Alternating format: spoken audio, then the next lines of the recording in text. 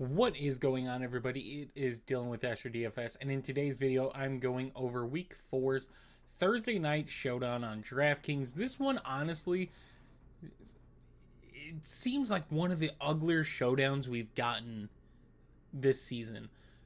So going over it, we get a division game, which is always good. Those teams play tough.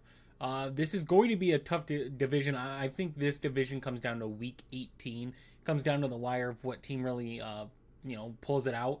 But I mean, this division is going to be tough, right? We get Arizona home underdogs against Seattle. Seattle's looked like a better offense. Their defense looks healthier going into this game. So let's get into it, right? So JSN is the most expensive player on this one. Kyler Murray second at 10.8, and then we get Ken Walker at 10.4, and Darnold at 10K, which is weird. If you remember on Monday night, Jared Goff was under 10K, had a really good performance. Sam Darnold's 10K on this slate, and I mean, he really hasn't done anything. Makes it really difficult to play, but it seems playable, right? The Sam Darnold to JSN, Sam Darnold, Cooper Kupp, like you can stack this up on the Seattle side, and you could still get some nice pieces on the Arizona side. So yes, JSN is in a great spot. His target share is off the roof. The only thing with the red zone is it's pretty split for Seattle and who's getting what. I mean, JSN has 2 red zone targets, but so does Arroyo, and then there's a lot of guys with 1. So they don't overly commit in the red zone, which is, good, but there's a lot of uncertainty when they get to the red zone.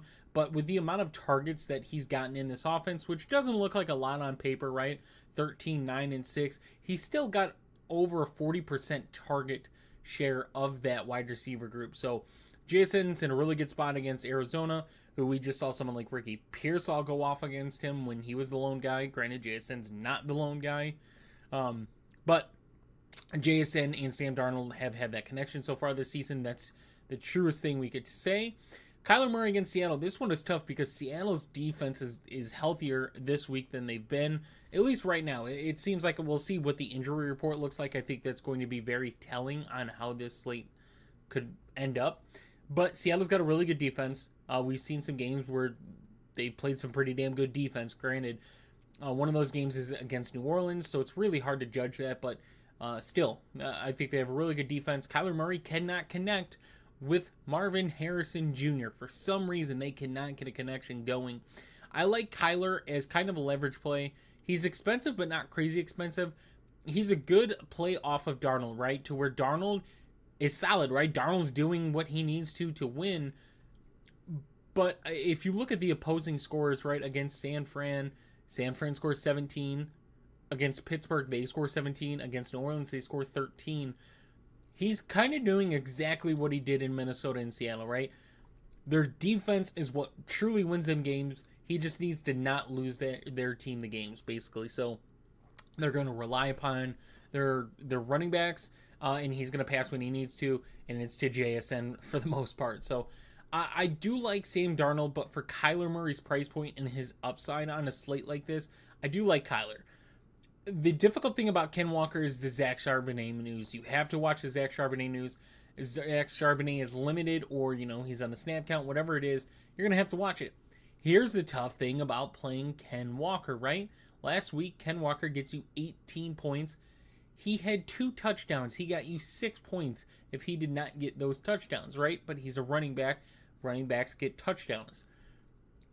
But you look at week 1 against San Fran, 2 yards per carry, right? And then it seems like Ken Walker's done. It's the Zach Charbonnet show.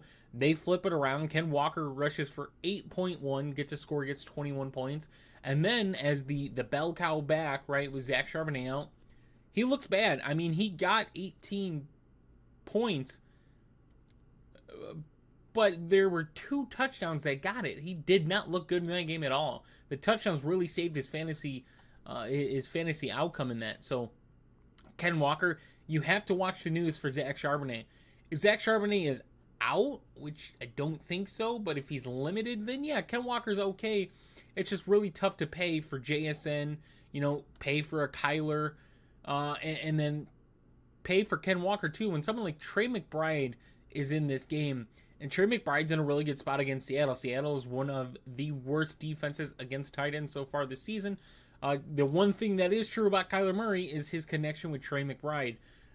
We've seen it so far this season. I mean, we've seen some pretty damn consistent numbers. Did get a receiving touchdown already this season, but I mean, his numbers have been pretty consistent. You're paying a hefty price for it at 9.8, but with how good Seattle's secondary is and the connection between Kyler and Marv just not being there where it needs to be, at least for, if you look at the talent, right, I like Michael Wilson. I think he's an okay piece. Greg Dortch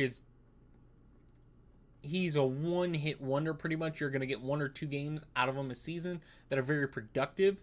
But Marvin Harrison needs to be in a JSN type role, and he's just not. So it's very tough. So yeah, Trey McBride is a great piece on the Arizona side to add, as is Trey Benson. Right, Trey Benson is priced kind of high, 8,800. Right, we just saw David Montgomery, who splits the backfield. He was priced under 7K in that one. Now we get Trey Benson, who should take a majority of the work. We'll talk about the other running back in that backfield that's probably going to see some opportunities. But Trey Benson at 8,800 against the Seattle defense, who's been bad against the running back this season, going back to last season.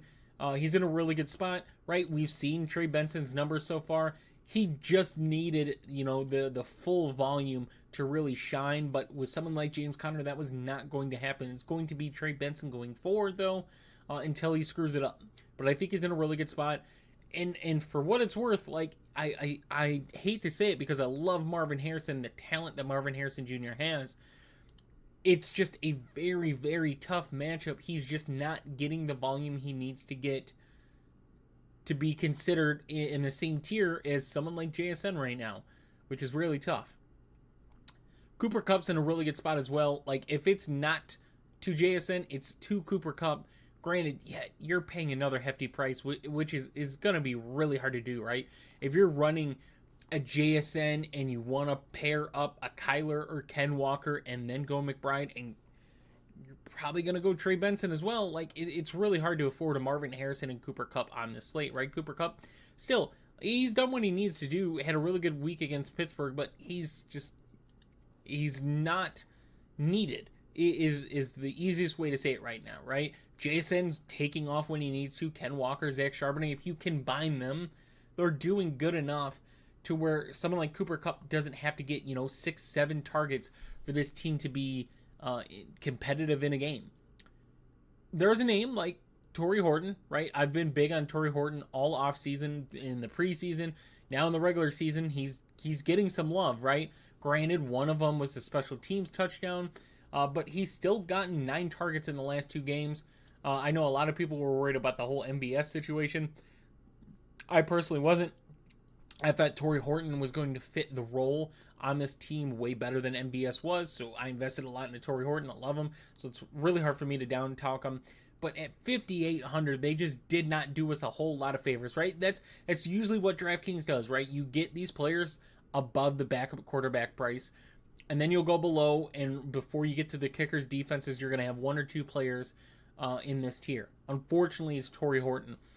And if you want to punt and say, like, hey, I want to get JSN, I don't trust his Seattle running backs, so let me pair somebody else with Sam Darnold, Torrey Horton is, in my opinion, a better play to go to just because of the price point than Cooper Kupp. So at 5,800, I'm fine with. It's just really tough to do. Zach Charbonnet, yet you're watching the status for him. It's really tough, right? We look at this performance against Pittsburgh.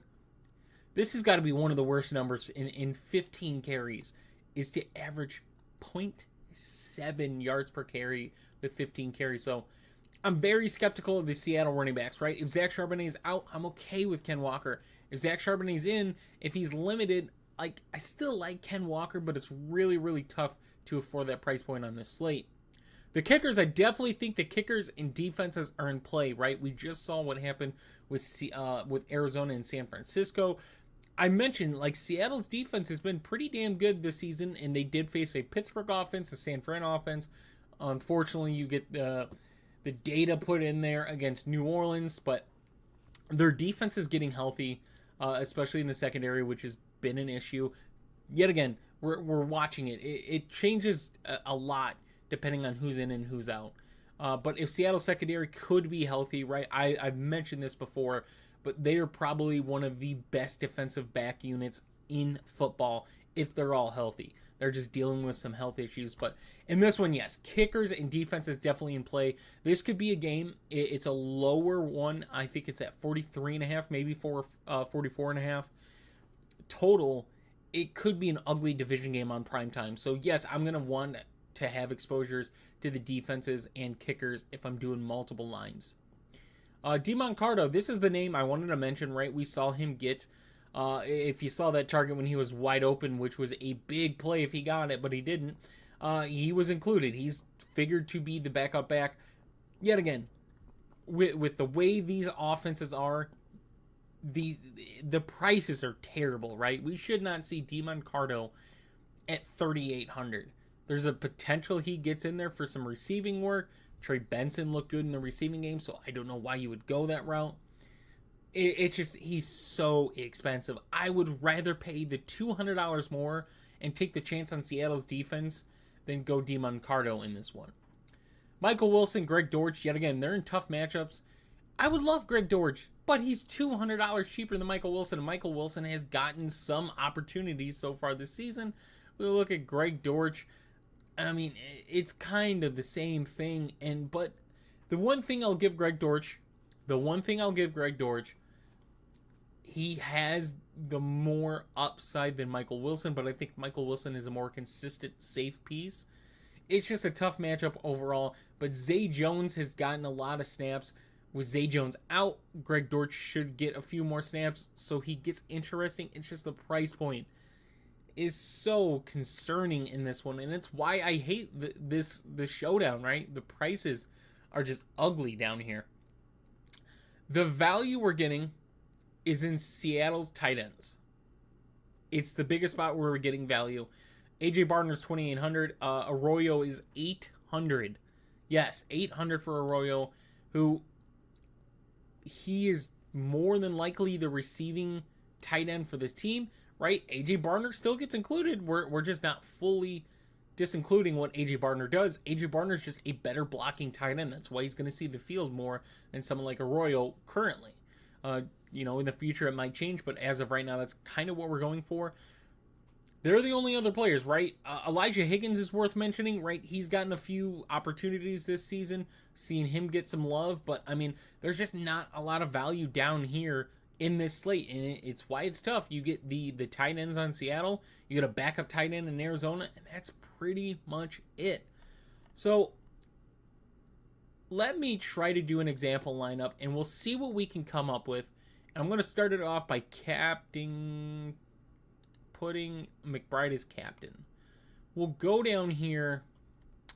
We'll see somebody that we like. Let's go with Ryland in this one. And let's just see what that does. And let's go. We want to get JSN, obviously. So let's put him in. Let's see what happens when we throw Torrey Horton in. We get 68. And then let's put Sam Darnold, and we're left with 3,700, so it's not the greatest. Because we can't really afford anybody. Like, we throw Greg Dortch in there, but I don't love that. It's kind of clear. Let's switch it up. I mean, we save 1,500, but I don't think it makes a difference when we still put McBride in there. So, let's put... And it's a primetime game. Let's throw AJ Barner in there. It's a primetime. It's got to be a tight end touchdown. Throw JSN. I'm okay avoiding the Seattle running back, so let's throw Kyler in there. We get 2,400. We don't get anything. Don't get anything at all.